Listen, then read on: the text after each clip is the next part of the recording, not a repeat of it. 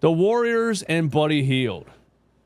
I don't think anybody had Buddy Heild scoring 33 points in a Game 7 on their bingo card. You know?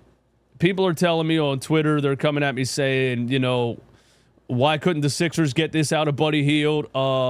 The Sixers are frauds and the coaching staff didn't know how to use him, etc.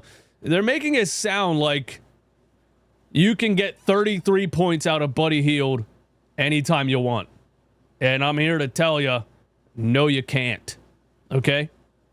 I don't even have to look at history to know that this is Buddy Hield's highest scoring playoff game of his career. I don't have to look at history to know. I don't even know if Buddy Hield's ever played in a Game 7, but this is his one and only 30-plus point Game 7. This is not who Buddy Heild is. Well, this is who Buddy Heild is. But who Buddy Heild is maybe the streakiest shooter I've ever seen in my life.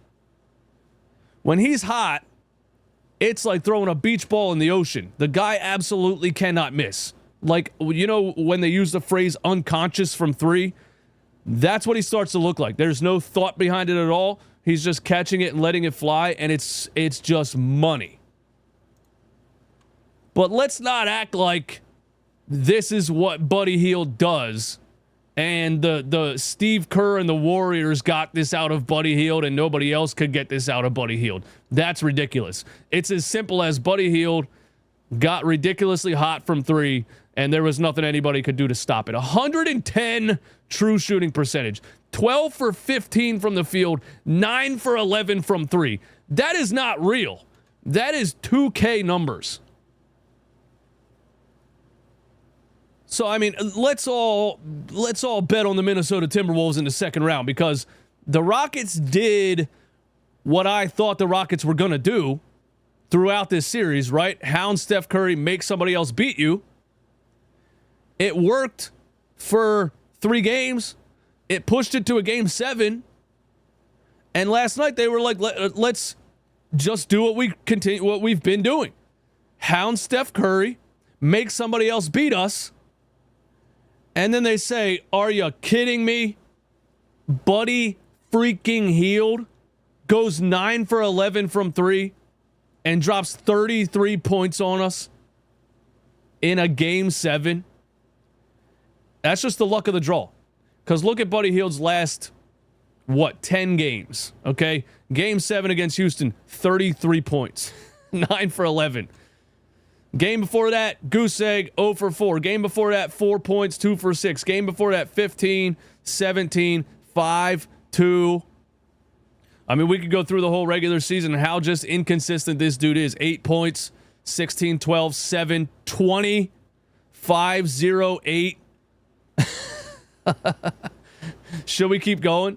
19, 11, 10, 5, 8, 15, 2, 3, 8, 0, 6. It's just night and day. There's nothing you can do to predict it. 3, 3, 2, 2, 3, 4. He hasn't scored 33 points in a game, I don't think, all season. I'm looking at every month, every game here. 13, 5, 2, 10, 3, 6, 6, 8, 7. Game 7 in the playoffs. This guy pulls out a 33-point game. And I don't think anybody, nobody saw that coming. And you can't just say that, you know, the Sixers didn't know how to use him or they should have kept him or whatever, because watch what happens in the second round with Buddy Heild. Goose egg, 4 points, goose egg, and then he'll drop a 40-piece, you know? Kind of a Jaylen Green. Smorn. Exactly, bro. I was just going to say that. Kind of a Jaylen Green stat line. And speaking of the Rockets, Jaylen Green did it again. He had 8 points in 30 minutes and was a -6 from the field. Jaylen Green, you know, game 1 of this series, he was terrible. He said he was nervous after the game. He admitted to being nervous, which he should have never done. Game 2, he comes back and has 38 points in a Rockets win. And then he goes cold for the rest of the series. And last night he had 8 points on a -6. The Rockets finished the game with 89 points.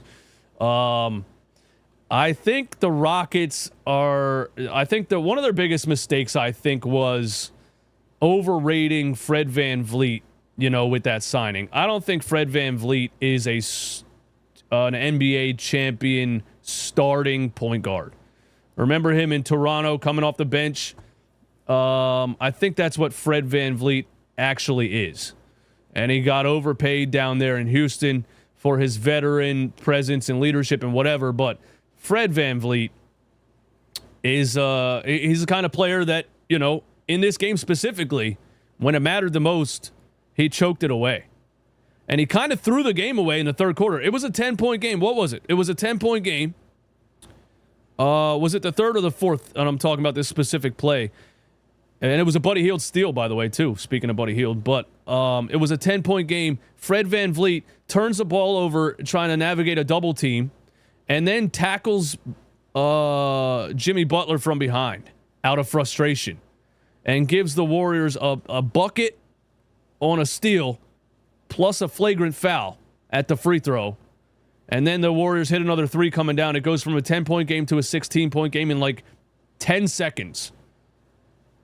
And I don't think you can rely on Fred VanVleet as your team leader or starting point guard in the playoffs. I think he's a very good backup point guard. That's just what I think just from watching this playoff series. I feel like you're in a little bit over your head with Fred VanVleet. The Rockets need to figure something out in the offseason. Maybe they do make that Kevin Durant trade. But a young athletic team that fights hard. They got a lot of size. They got a lot of fighters, a lot of athletes. Tari Eason, Amon Thompson, Dylan Brooks, of course. Steven Adams was great in this series too. He was like a plus 22 in the series before last night. But really, the Rockets don't have enough star power. You're gonna need something to push you over the edge. And so we'll see what they do this offseason. But it was 63-60. It was 63-60, and then they just died. And the Warriors really feeding off of the Buddy Heild energy or him being so hot. He was hot in the beginning of the game, right? And Steph Curry was cold. Then Steph Curry starts to hit a little bit of a hot streak in the third quarter. And then you come down, and the Warriors scored like 20 points in the last 4 minutes of the game. It wasn't even like a blowout, what it looks like score-wise. It was like kind of a close game, and the last like 5 minutes of the game, the Rockets died, and the Warriors just could not miss. But yeah, that's what I think about that. I don't think Buddy Heild is some kind of the one that got away or anything. I would predict you don't see another game from like this from Buddy Heild, maybe for the rest of his career. That's how I feel about it. I remember last year Hield was terrible all Knicks series, and then final game he dropped around 20. Exactly. Yeah, just incredibly streaky. Buddy Heild is. What else we want to talk about, man? 257 people in here. Thanks for being here. I don't think I have any more notes on the Rockets game. They just don't have enough. They don't have enough shooting either. They have a ton of athletes. They don't have enough guys that can shoot. So the Warriors and Steve Kerr were like, let's just go zone, make them shoot threes, and it worked. You hold a team to 89 points in a game 7. Would you bet 1,000 on that? Would I bet 1,000 that Buddy Heild never scores 33 points in another game 7 for the rest of his career? Yeah, of course I would. But how would I see the results of that bet? It would be like, when's he? You would have to wait for him to retire, I guess, right? When Buddy wants a new contract with a new team, you will see this. Nah, I don't think it has to do with that, man. I don't think Buddy Heild is in control of when the ball goes in the hoop and when it doesn't go in the hoop. Me growing up, I was a little bit of a Buddy Heild growing up. I would go on hot streaks from 3 where I felt like I couldn't miss. And then I would turn into the worst shooter you've ever seen in your life. There was no in between. And that's just how Buddy Hield is. I don't think he has control over it. I think it's just the ball's either going in the net or there's a lid on the rim. I don't think he's like, oh, I need a new contract. I'm going to start making shots now. Why wouldn't he just make shots all the time then? You know? But it's just wild and, sucks for Rockets fans because I can imagine you're sitting back and saying, wow, really? We hold Steph Curry to 22.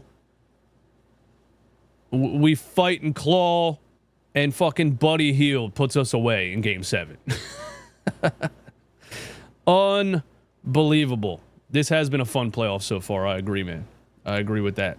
Giannis will be a Rocket. I forgot about the potential Giannis trade. But yeah, if Houston, man, if they pull off a Kevin Durant or somehow Giannis Antetokounmpo, then of course that takes them to the next level and puts them in real contention. They were the second seed in the West, but really when you looked at the West standings, from the second seed to the 8th seed was a difference of like 2 or 3 games. OKC is getting Giannis. OKC can give up a lot. That would be wild if that would happen. Buddy is definitely doing that again in the playoffs. Well, he's never done it throughout his whole career. So the odds of him doing it again are definitely against you. Just because you're betting against Buddy, we're about to see another Game 7 Golden State win next series. Game 7 against Minnesota, Buddy Hield drops 33. Doesn't need to happen again. Next time it's going to be Butler, then Curry, then maybe Kuminga. That's how winning works. Kuminga?